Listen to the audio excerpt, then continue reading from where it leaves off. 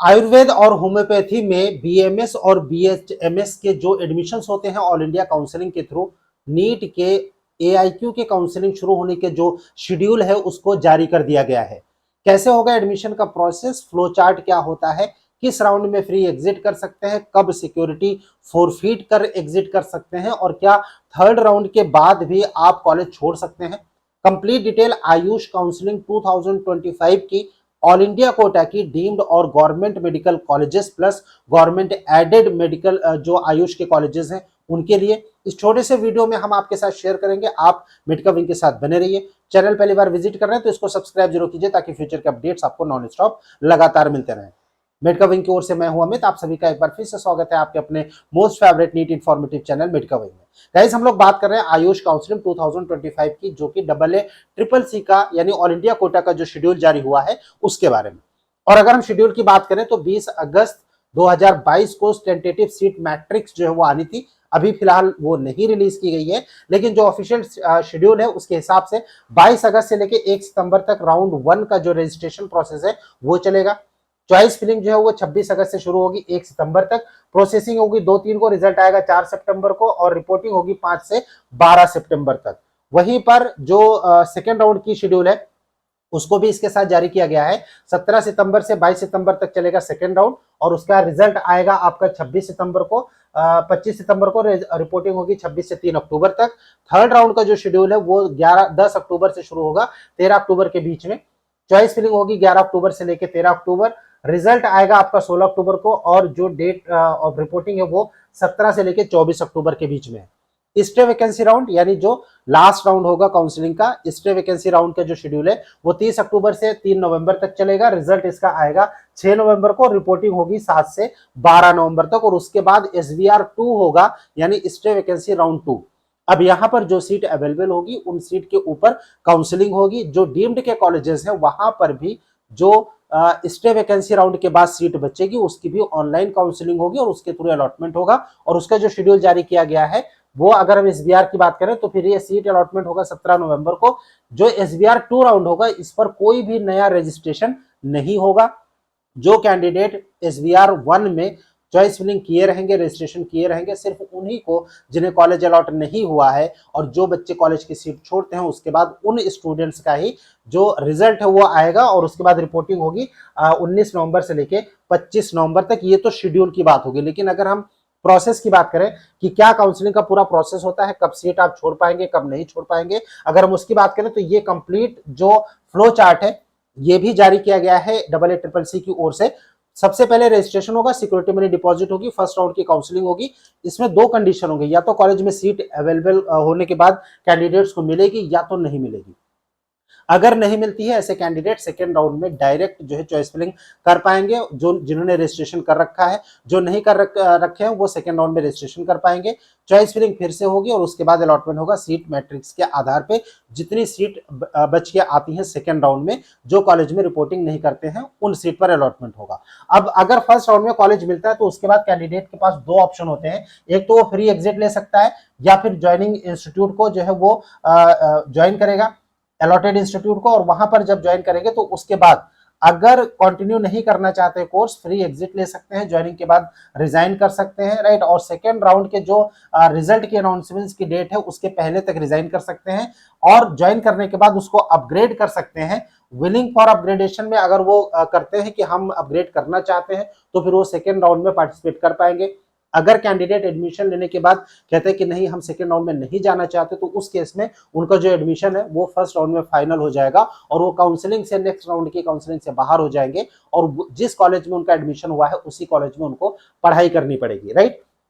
अगर अपग्रेडेशन के लिए ऑप्ट करेंगे तो सेकेंड राउंड में वो अपग्रेड कर सकते हैं। अब सेकेंड राउंड में ऐसे कैंडिडेट्स जो जिन्होंने की नॉट अलॉटेड है, जिनको कॉलेज नहीं मिला, राइट, और उसके बाद ऐसे कैंडिडेट्स हैं जो नया रजिस्ट्रेशन करना चाहते हैं, वो सभी कैंडिडेट यहाँ पर रजिस्ट्रेशन कर सकते हैं सेकेंड राउंड में। जिन लोगों को ऑलरेडी अलॉटमेंट हो चुका था, रिपोर्टिंग कर ली है, अपग्रेडेशन के लिए ऑप्ट कर रहे हैं, वो भी सेकेंड राउंड में एलिजिबल होंगे। फ्रेश रजिस्ट्रेशन यहाँ पर होगा नए कैंडिडेट्स के लिए। पुराने कैंडिडेट्स को यहाँ पर रजिस्ट्रेशन सेकेंड राउंड में बिल्कुल भी नहीं करना है, सिर्फ उनको चॉइस फिलिंग करनी है, राइट। अब यहाँ पर 2 कंडीशन होगी, राउंड 2 का सीट अलॉटमेंट होगा, या तो कैंडिडेट को सीट मिलेगा या तो फिर नहीं मिलेगा। अगर नहीं मिलेगा उस केस में क्या होता है, not allotted participated in third round, eligibility criteria के हिसाब से थर्ड राउंड में पार्टिसिपेट कर सकते हैं। If not upgraded continue at round 1 admitted seat and can participate in round 3 by filling new choices.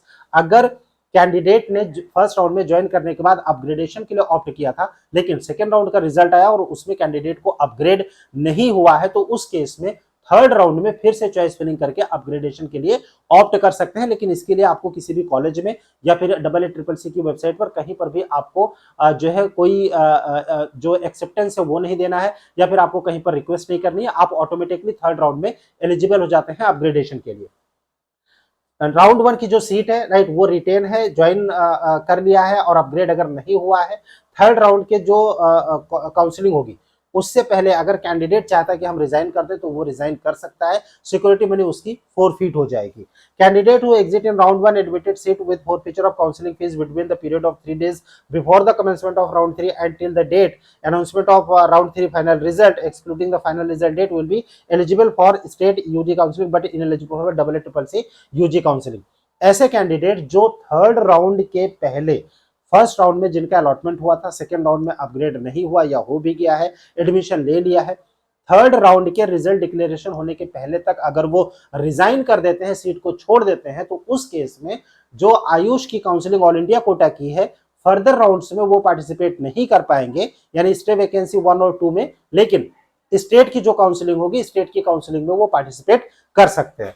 इसके बाद सेकेंड राउंड के रिजल्ट में एक और कंडीशन है कि अगर सीट अलॉट होता है तो उस केस में क्या होगा, अगर अपग्रेडेड हुआ है तो पहले राउंड की जो सीट है वो ऑटोमेटिकली कैंसिल हो जाएगी अपग्रेड के केस में। सेकेंड राउंड पे जो मिलेगा अपग्रेडेशन पे उसको कैंडिडेट को ऑप्ट करना पड़ेगा। अगर अपग्रेड नहीं हुआ है तो फिर उसी कॉलेज में स्टडी जारी रहेगी, लेकिन थर्ड राउंड में अपग्रेड कर सकते हैं। वहीं पर कैंडिडेट को सीट अलॉट होने के बाद अगर वो इंस्टीट्यूट ज्वाइन नहीं कर सकते, थर्ड राउंड में वो पार्टिसिपेट कर सकते हैं, लेकिन उनकी सिक्योरिटी फोरफीट हो जाएगी अगर रिपोर्टिंग नहीं करते हैं तो। और अगर रिपोर्टिंग करते हैं तो फिर वहां पर वो रिपोर्टिंग करने के बाद भी थर्ड राउंड के रिजल्ट डिक्लेरेशन के पहले तक वो रिजाइन कर सकते हैं, राइट। और रिजिग्नेशन के केस में भी वो थर्ड राउंड के लिए एलिजिबल होंगे और वहां पर वो सिक्योरिटी नई से फिर से पार्टिसिपेट मतलब भर के उसके बाद वो सिक्योरिटी फीस भर के पार्टिसिपेट कर सकते हैं थर्ड राउंड में। इसके बाद थर्ड राउंड की काउंसलिंग होगी। थर्ड राउंड में न्यू रजिस्ट्रेशन है, जिन कैंडिडेट्स ने पहले अप्लाई नहीं किया वो अप्लाई कर सकते हैं।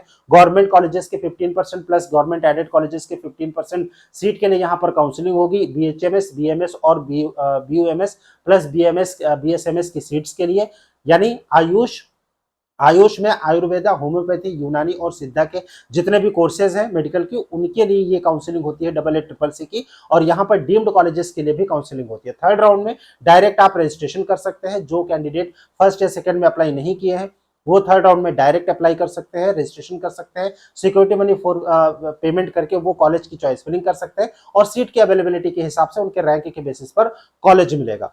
थर्ड राउंड में न्यू अलॉटमेंट है, दो कंडीशन अगेन, या तो सीट अलॉट होगी या तो फिर नहीं होगी। अगर नहीं होगी उस केस में फोर्थ राउंड में यानी स्टे वैकेंसी राउंड में पार्टिसिपेट कर सकते हैं।